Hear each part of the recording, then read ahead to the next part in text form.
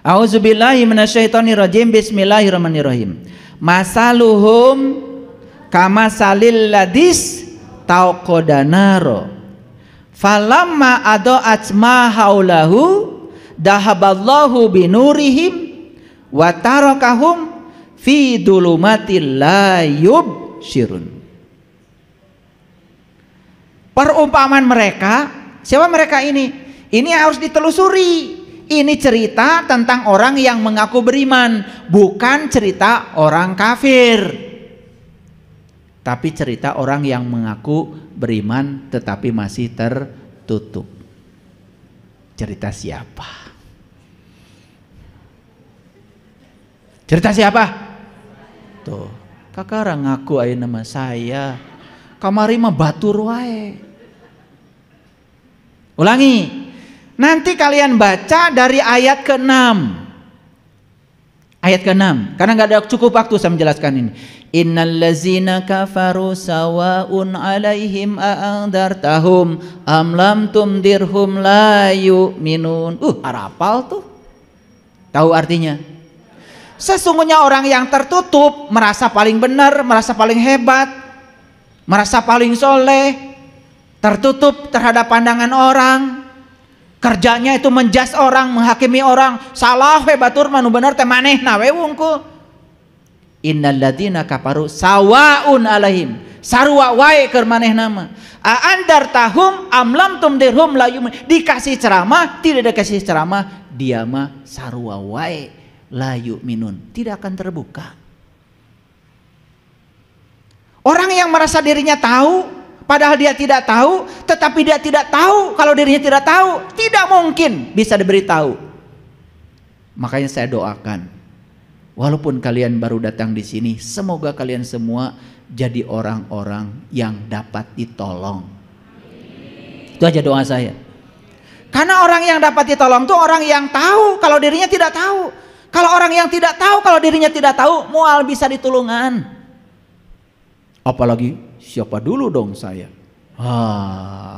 Lihat dong gelar-gelar saya. Mau bisa ditulungan gitu. Syarat orang yang bisa ditolong itu orang yang tawadu, yang rendah hati, yang jujur pada dirinya sendiri. Yuk kita sekarang baca ayat ini. Jadi ayat ini lanjutan dari ayat 6, ayat 7, ayat 8. Yang tadi ayat 8-nya sudah saya baca. Banyak manusia yang mengaku beriman kepada Allah dan hari akhir, padahal mereka bukan orang yang beriman, cuman mereka tidak sadar. Lanjutannya ini. Nah, perumpamaan mereka apa? Seperti orang yang menyalakan api. Maka setelah api itu menerangi sekelilingnya, dihilangkan cahayanya dan membiarkan mereka dalam kegelapan, tidak dapat melihat. Paham sampai sini? Jadi perumpamaan orang yang mengaku beriman tuh begitu. Sok-sok ngaku beriman, padahal nggak beriman. Itu seperti orang menyalakan api. Caang seetik poek, caang seetik poek poek, caang seetik poek poek poek. Gitu. Kartos, gitu nggak kira-kira kita? Nah, kalau gitu teruskan ngajinya sekarang. Nah, jelas ya? Ya, kita lanjut ke sini. Ulangi dulu ya. Allahu waliyul ladzina amanu yukhrijuhum minadh dhulumati ilan nur. Jadi kalau pemimpinnya Allah dan yang dipimpin oleh Allah hanya orang beriman, bukan yang mengaku beriman. Selalu dari gelap ke terang, terang, terang, terang, terang, terang terus. Maka di Quran dikatakan tidak ada iman yang berkurang. Jadi kalau ada mengatakan iman kadang berkurang, kadang itu imannya orang yang mengaku beriman. Kalau imannya orang yang sejati imannya tidak berkurang, nambah terus. Maka di Quran kan ada kata-kata begini.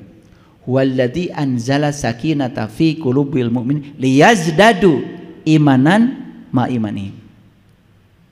Tidak ada orang yang berkurang imannya kecuali orang yang mengaku beriman. Yang mengaku beriman kadang iman kadang tidak, itu ngaku. Tapi kalau orang yang sudah terbuka mata kalbunya, inna fatahna laka fatham mubina, Maka dikatakan huwallazi anzala sakinata fi qulubil liyazdadu imanan ma'a imanin. Imannya bertambah. Saya kasih tahu, kapan rekening kita bertambah? Pertama harus punya saldo, yang kedua harus ada yang nambah. Tahu? Jadi supaya nambah harus ada modalnya dulu, saldonya. Sekarang saya mau nanya, punten, saldo imanmu tuh yang mana? Rek nempel ka mana tuh nambahna? Saldo nage eueuh. Boa rekening nage can aya. Sibuk transfer. Nomor rekening naoge nepi ka ayeuna can aya. Boro-boro saldo rek nempel di mana? Makanya Nabi Musa di Quran dijelaskan, imannya itu harus diawali. Kan di Quran surat Al-A'raf 143, Nabi Musa itu kan minta melihat Tuhan.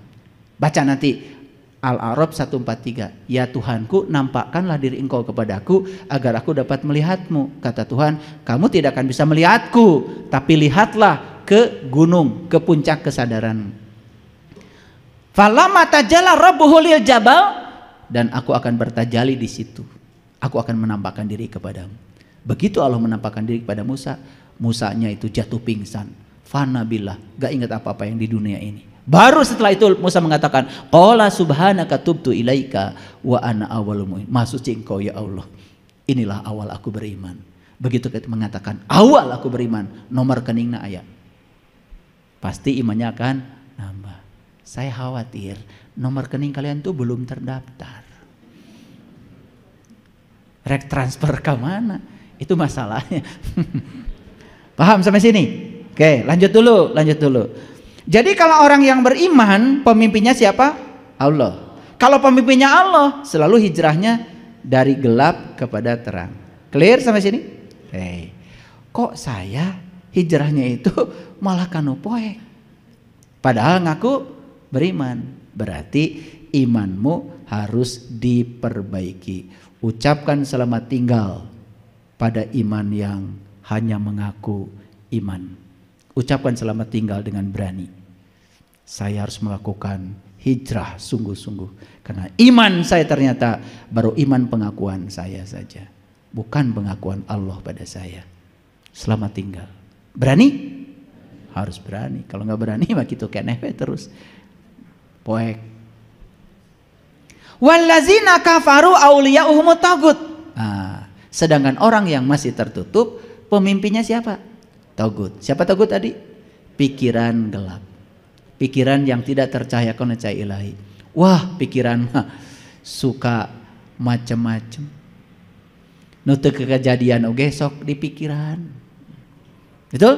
Iya. Suami pulang terlambat, padahal nggak kemana-mana, cuman banyak bitu di jalan. Mau nelpon nggak sempat karena HP-nya tersimpan. Baterainya sudah lowbat.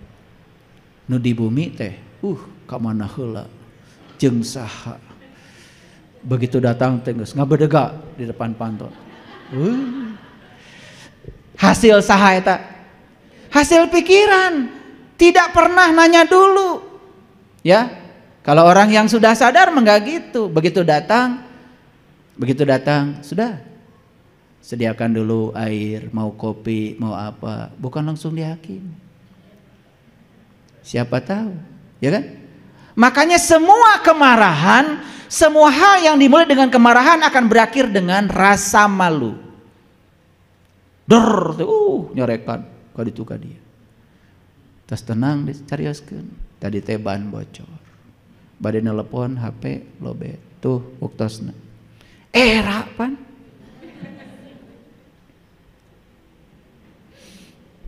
Buah siapa itu? Tah pikiran mah gitu. Yang disebut dengan setan teh eta, huluna sagede muning, awakna sagede hurang. Ayana dikuring rupana jiga maneh. Saya nggak ikutan. Maaf ya. Mereka arti. Karena selama ini tuh setan tuh, tah eta teh setan sok ngaganggu. Nu ngaganggu maneh makan maneh sorangan. Betul apa tidak? Jadi bungkelekannya setan sudah kelihatan sekarang? Hakul yakin? Ternyata setan teh pakai kacamata, seri tuh.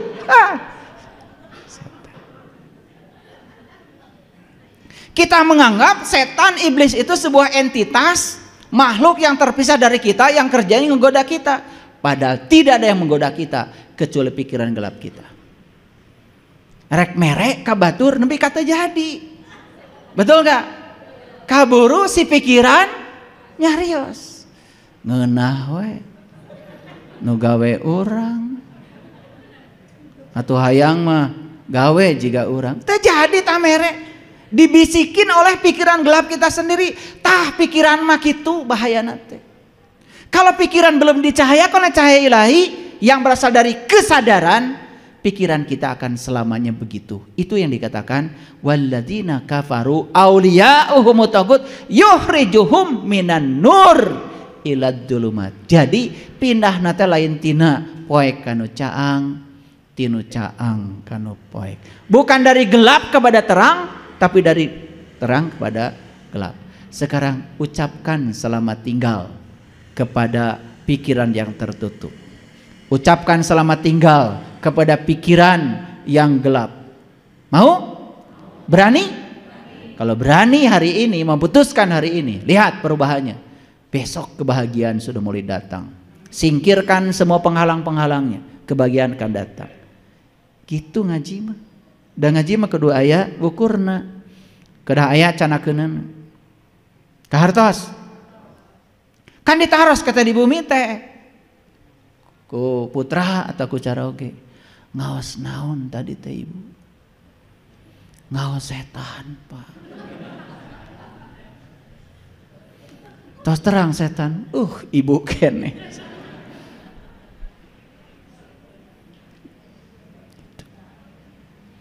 Kan ditaros ku cara oge. Tepang ibu tadi sareng. Tepang. Tepang. Bungkelekan geuning Pak setan. Make jilbab. Baju hideung. Ya. Kartos? Itu. Makanya saya sering mengatakan tidak ada yang berbahaya di luar diri kita, karena yang paling berbahaya adalah diri kita sendiri. Musuh terbesar kita adalah diri kita sendiri. Tah orang teh selama ini salah kaprah menganggap musuh kita di luar diri kita, menganggap setan pun adalah entitas di luar kita. Sekarang ucapkan selamat tinggal pada pemahaman itu. Geningan setan teh caket sok ngahareos. Eta bare masihan 5.000 ditongtak deui ku setan. Entong cenah 2.000. Karo sekarang. Itu namanya hijrah minan nur ilad dulumat. Tos sae ngaluarkeun mah 10.000 ditongtak taku setan. Gede teuing cenah. 2.000. Tuh tinu caang kanu poe. Nih saya kasih tahu. Sebenarnya yang saya ceritakan ini adalah pengalaman hidup kita masing-masing. Sok lah emutan. Iraha urang pindah tinu poe kanu caang, iraha urang pindah tinu caang kanu poe. Sok emutan. Da mau tebih atuh. Karena apa? Iya mah pengalaman orang. Jadi Quran itu sebetulnya bukan cerita ilusi. Cerita sesuatu yang konseptual sekaligus juga faktual. Kontekstual. Jadi Quran itu berlaku di sepanjang zaman. Tergantung cara seseorang mengupasnya. Inilah pentingnya ngupas Quran itu harus betul bahasanya, harus menggunakan tafsir, tetapi juga harus menggunakan pengalaman spiritual. Sampai sini mengerti? Oke, sering baca ayat ini? Sering, one day one judge. Saking seringnya sampai nggak sadar kalau ini sering dibaca. Pesannya nggak nyampe karena terlalu sibuk membaca. Karena berharap dapat pahala. Iraha jaga. Padahal pahala yang dibutuhkan oleh kita di dia ayeuna, karena hidup itu di sini saat ini sekarang. Coba terapkan sekarang. Dapat nggak pahalanya? Kalau saya terbuka mata kalbunya, saya tasdikun bil qalbi pada Allah, Allah membimbing saya, suara kebenaran hidup pada diri saya, tidak mungkin saya pindah dari terang ke gelap. Saya akan pindah dari gelap ke terang. Kalau begitu, sekarang saya akan buka pandangan kolbu saya, biar saya bisa tasdikun bil qalbi kepada Allah sampai tingkatan imannya isbatul yakin, yakin adanya Allah karena saya sudah menyaksikan sendiri. Saya tidak akan pindah lagi dari terang kepada gelap. Ternyata saya tahu sisi gelap saya adalah pikiran gelap saya sendiri. Itu yang sering mengganggu dan merusak kehidupan saya. Sadar sekarang? Dapat pahalanya? Pahala itu sekarang sebuah pertolongan yang nyata yang bisa menolong diri kita, disebut juga syafaat. Jadi syafaat itu wujudnya ilmu. Jadi syafaat dari Rasulullah itu yang sebenarnya adalah ilmu Rasul yang datang pada kita hari ini, dan ilmu ini diterapkanlah kita jadi selamat, pindah dari gelap ke terang, bukan dari terang ke gelap. Itu namanya syafaat. Kan selama ini mengartikan syafaat kan lain lagi, betul nggak? Jaga deui. Kumaha? Karena masa yang akan datang itu waktu psikologis. Itu yang dikatakan Einstein. Waktu adalah ilusi. Paham ya? Jadi sekarang saya sedang mengajarkan sekaligus bagaimana cara menghentikan waktu. Hidup di sini saat ini sekarang dengan totalitas. Karena masa depan nggak usah dibicarakan. Masa depan ditentukan oleh apa yang kita kerjakan hari ini. Setuju? Setuju? Gitu. Lanjut? Oke, lanjut. Baru satu ayat. Kemudian ayat yang selanjutnya. Ini saya belum sampai ke judul. Karena judulnya kan tadi kita akan dipertemukan dengan pertemuan baru. Akan dihadiahi hadiah baru dalam hidup kalau kita bisa mengucapkan selamat tinggal. Ucapkan selamat tinggal pada segala hal yang tidak menolong kita. Ucapkan selamat tinggal pada segala hal yang tidak membantu kita. Setuju? Yuk. Termasuk juga selama ini kita sholat hanya raga saja menjalankan rutinitas. Ucapkan selamat tinggal, bukan meninggalkan sholat. Tetapi sholat yang semacam itu patut ditinggalkan. Ganti dengan sholat yang diajarkan Rasulullah. Maka Rasulullah mengatakan, "Shollu kama ra'aitumuni usolli." Sholatlah kamu sebagaimana kau lihat aku sholat. Bisa nggak melihat batinnya Rasulullah ketika sholat? Bisa? Bisa? Tuh. Jadi selama ini sholat kita baru melihat lahirnya Rasulullah sholat, batinnya belum tahu. Disitulah kita pentingnya bertemu dengan orang-orang yang mewarisi ilmunya Rasul, supaya tahu lahirnya, tahu batinnya, sehingga sholatnya lahir batin. Selamat tinggal sholat yang hanya lahir saja. Selamat tinggal sholat yang sekedar kewajiban. Selamat tinggal sholat yang hanya rutinitas. Saya ingin mendapatkan kepuasan dari sholat saya. Karena Rasulullah mengatakan, sholat adalah hiburanku. Kalau udah sampai ke sana, ayah rasana sholat. Rindu ingin sholat, bukan gak mau sholat, rindu ingin sholat. Rindu itu karena kita sudah merasakan rasanya. Kalau nggak merasakan rasanya, rindu gimana? Paham? Wajar nggak kalau anak-anak sekarang nggak rindu sholat? Wajar, tara diajarkan. Betul nggak? Ibu bapaknya juga sholat, pada nggak sekolot. Cekedeng deui. Gitu sebetulnya mah. Jujur nama. Kenapa ibu bapak sholat? Kewajiban. Jika nu bener. Wajiban dilaksanakan dapat pahala, ditinggalkan dapat siksa. Berarti bermuatan. Kalau mengatakan kewajiban gak ikhlas. Dalam teori motivasi, kalau kita mengerjakan sesuatu karena motivasi hadiah, gak ikhlas. Motivasi ancaman juga gak ikhlas. Agak ikhlas sedikit kalau motivasinya adalah kebutuhan. Kenapa Anda sholat? Karena saya butuh sholat. Apalagi ketika tanya, kenapa Anda sholat? Karena saya cinta kepada Allah. Gitu. Tadi saya tanya ya di pembukaan, cinta sama Allah? Cinta. Sudah ketemu? Belum. Kok bisa cinta? Lucu ya. Padahal kalian juga nggak bisa cinta sama pasangan kalian kalau belum ketemu. Betul nggak? Kan jatuh cinta itu kusabab sering penak. Betul nggak?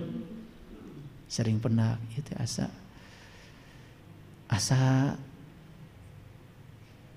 ayah pak kuat pak kait ya. Gitu kan. Gitu. Ya, kita teruskan dulu ngajinya. Huwallazi yunazzilu ala abdihi ayatin bayyinah liyukhrijakum minad dhulumati ilan nur wa innallaha bikum laraufur rahim.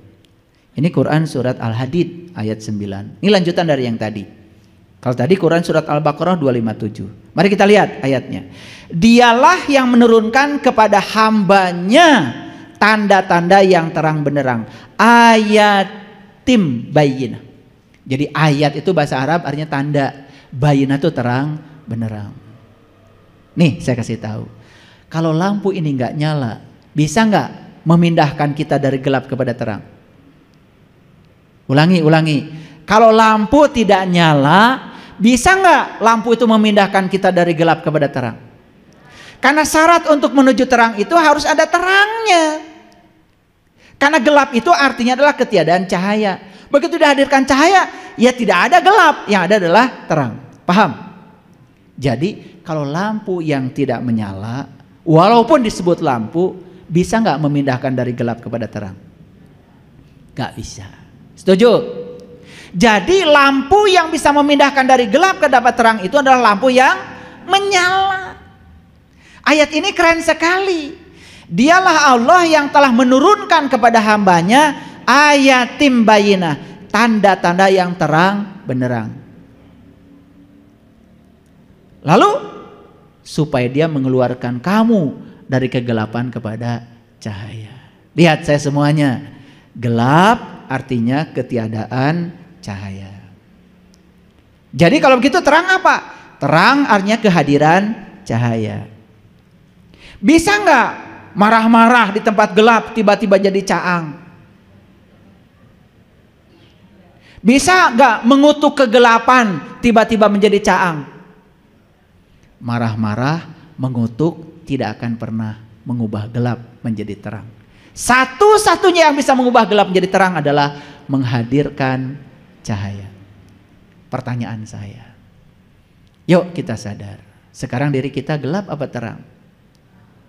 Gelap apa terang? Sepanjang kita masih tertutup, berarti gelap. Bisa dikutuk gak kegelapan? Gak bisa. Orang yang jahat itu gelap, tidak bisa dikutuk. Anak nakal itu gelap, tidak bisa dikutuk. Satu-satunya cara mengubah yang gelap, menghadirkan cahaya. Makanya ketika anak nakal jangan dikutuk. Nakal, kurang aja, jangan. Lihat dulu, dia nakal dari mana bibitnya. Kan nomor contoh maraneh kene kolotna. Betul nggak? Betul apa tidak? Oh, iya. Gitu nyalakan budak, salahkan diri sorangan. Kunaon budak teh make kieu? Oh, kenapa dia berkelahi di sekolah? Karena dia pernah melihat kalian berkelahi di rumah. Gak mungkin dia melakukan sesuatu yang tidak pernah dia lihat. Dor teku sekolah teh dikaluarkeun. Budak teh poek pangna disekolahkeun ge. Dihukum ku sekolah tambah poek atuh. Sekolah macam apa? Kasih tahu ya. Di pesantren, di sekolah banyak hukuman. Poek. Harusnya di situ dihadirkan cahaya. Heran saya. Katanya namanya pendidikan. Lembaga pendidikan. Sekolah, pesantren. Isinya hukuman terus. Gak bisa hafal ini, bersihkan WC. Poek atuh. Betul? Sekali lagi, orang yang melakukan kesalahan itu gelap, hukuman juga kegelapan. Harusnya tidak boleh ada hukuman. Rangkul. Ketika anak melakukan kesalahan, rangkul, berikan cinta kasih, berikan perhatian.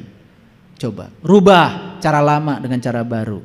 Selamat tinggal cara lama, ubah dengan cara baru. Berhenti menyalahkan anak. Karena anak itu salah, siapa tahu mencontoh perilaku kita sendiri. Setuju? baru mangut. Ya, dialah Allah yang telah menurunkan kepada hambanya tanda yang terang benderang. Pertanyaan saya, mau nggak oleh Allah diturunkan kepada kita tanda yang terang benderang? Mau? Syaratnya apa? Syaratnya apa? Harus menjadi hambanya Allah. Pertanyaan berikutnya, jujur, selama ini hamba siapa kita? Hamba Allah atau hamba togut? Cenah karasaeun. Nyambung dengan ayat yang tadi. Selama ini kita ini bukan hamba Allah. Karena yang dipertuhankan oleh kita bukan Allah. Tahu juga belum? Yang dipertuhankan oleh kita adalah pikiran. Nu digugu ditiru ke orang teh tah ieu pikiran poek. Jadi siapa Tuhan kita selama ini? Tagut. Makanya pindahnya bukan dari terang bukan dari gelap ke terang. Nu caangge malah jadi poek. Kan ada orang boro-boro ya kata-kata yang salah bagi dia. Kata-kata bener aja bagi dia mah salah we. Nu bener keur si eta mah. Da maneh nu nepang benerna. Gitu. Tuh boleh sesat. Sesat. Jika nu manehna nu pangsalametna. Nih di Quran dikatakan, "Inna rabbaka huwa a'lamu biman dhalla an sabilihi wa huwa a'lamu bil muhtadin." Hanya Allah yang tahu siapa yang tersesat di jalannya dan siapa yang dapat petunjuk. Jadi kalau manusia menyesatkan orang lain, berarti dia mengambil haknya Allah. Justru dia yang sesat. Tidak boleh kita itu menghukumi orang lain.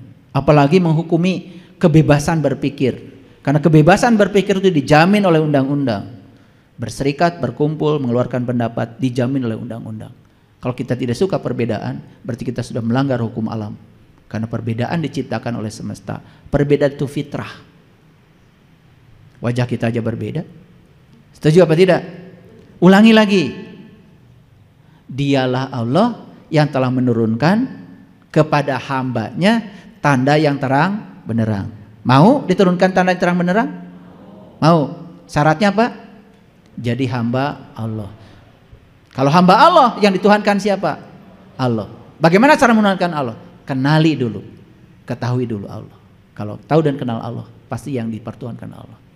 Kita selama ini ngaku-ngaku menuhankan Allah. Begitu ditanya, "Bu, tos salat?" "Tos, alhamdulillah." "Bingah ibu?" "Abdi mah tos salat teh." "Bingah." Bedanya jeung nabi. Ai nabi mah salatna teh bingah teh keur salat. Ari maneh mah geus salat. Tuh seri pengtarik. Kalau Nabi itu merasakan nikmatnya sholat ketika sholat. Kamu merasakan nikmatnya sholat setelah sholat. Alhamdulillah udah sholat. Bingung saya melihat kalian tuh.